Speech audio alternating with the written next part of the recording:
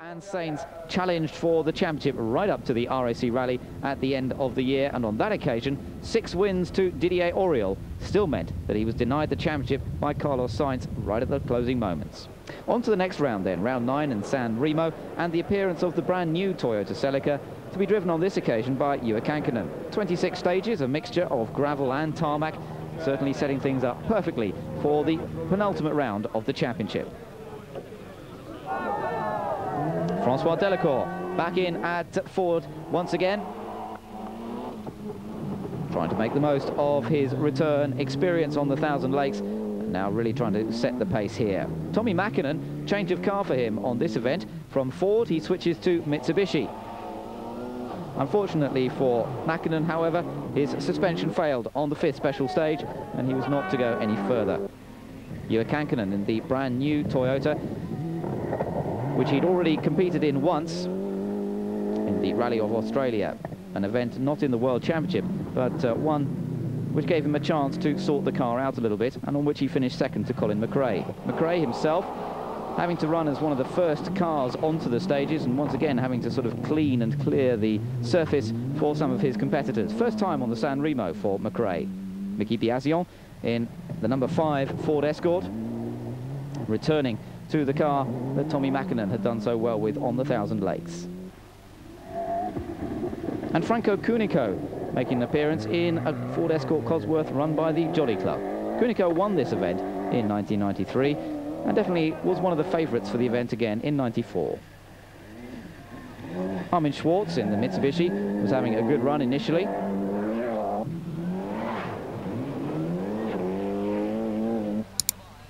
But Didier Auriol wasn't feeling too well at the start of the rally and wondered how that might affect him over the course of the event. Once again, over the gravel stages, it seemed as though the Subarus had the advantage, but Auriol hanging on well with the Toyota. Bruno Thierry in the number 9 Ford Escort Cosworth, the 1993 Formula 2 world champion, really proving his worth in the Ford Escort over the course of the year. For Carlos Sainz, however, everything was going according to plan. He set the pace all the way through the first day and managed to hold on to that lead all the way through the second day as well. Malcolm Wilson was in the second of the Jolly Club Ford Escort Cosworths and was lying in second place in the early stages to Carlos Sainz. However, gearbox problems on the second day cost Wilson a little bit of time and dropped him down the order.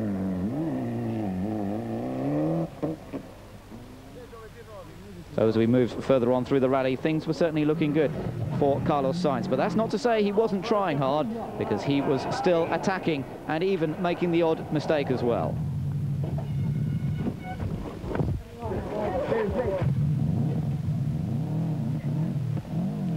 Well, from somewhere in the dust cloud, Carlos Sainz manages to rejoin the trail and continue on his way, and in fact not even losing the lead on the course of that minor little mishap.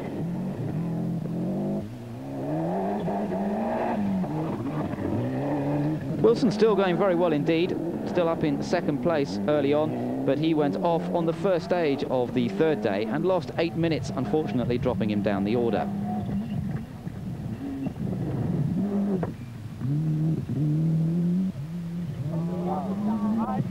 Bruno Thierry continuing in his Escort Cosworth, once again trying to get a points scoring result, but Didier Auriol was starting to catch Carlos Sainz. The battle for the championship very much on, and the battle in this penultimate round of the series very much on as well. Auriol was starting to close up towards Carlos Sainz, and we were in for a grandstand finish. Francois Delacour in trouble, his engine blew up on special stage number 11, and Mickey Biasion also not able to quite keep with the pace of the leading Subaru and Toyota. Armin Schwartz in the number 7 Mitsubishi. In Group N, Isolde Holderried was going very well once again, the lady who was already on her way to taking the FIA ladies title and who has a chance of taking the Group N World Championship on this year's RAC Rally. Colin McRae, after a few problems and troubles for him, not quite as well up as he would have wanted, but nevertheless going well, and his brother Alistair McRae winning in the Formula 2 category in the Nissan. Juha Kankkunen getting used to the new Toyota, but it's still not quite on the pace of the older car, and he was unable as well to challenge Sainz and Auriol up front. The rally switched from the gravel stages onto the tarmac, and this is where it all started going wrong for Carlos Sainz. The leader for the first 2 days of the rally suddenly was under pressure from Didier Auriol. He had a slight misfire, which was cured by the ProDrive team, but then the gap was reduced. He had a 1 minute 13-second lead over Didier Auriol at the start of the last day, but gradually, the Frenchman Auriol was able to close it up. The gap became 45 seconds, then it was 38 seconds, then it was 21 seconds, and then just 10 seconds. And on the penultimate stage of the day, Didier Auriol was able to take over the lead of the event, and 5 additional points in the championship would be his. Mickey Biasion managed to take 3rd place in the Ford Escort. And 4th place would go to Bruno Thierry in the other Escort. Colin McRae in 5th, but this burnt-out wreck was the car of poor Armin Schwartz, who'd run very well all through the event, only to have a fuel leak on the way to the last stage.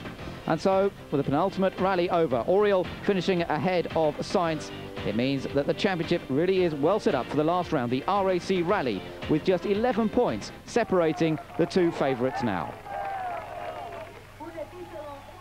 It's a rerun of 1992 when Carlos Sainz managed to take the championship away from Didier Auriol on the RAC Rally by taking victory on that event. And although Auriol may not be as experienced on the RAC as Carlos Sainz, nevertheless, he has led the rally on past occasions, and he is very, very competitive. He has the advantage in terms of points, and if he can manage to finish in the top 4, even if Sainz wins, Auriol will be champion. Eurosport will be bringing you all the RAC action over all 4 days. Starting Sunday, November the 20th, we'll be bringing you a half-an-hour report every evening. I hope you'll be able to join us for that, because it proves to be a spectacular event every year, and it should be a spectacular end to the season.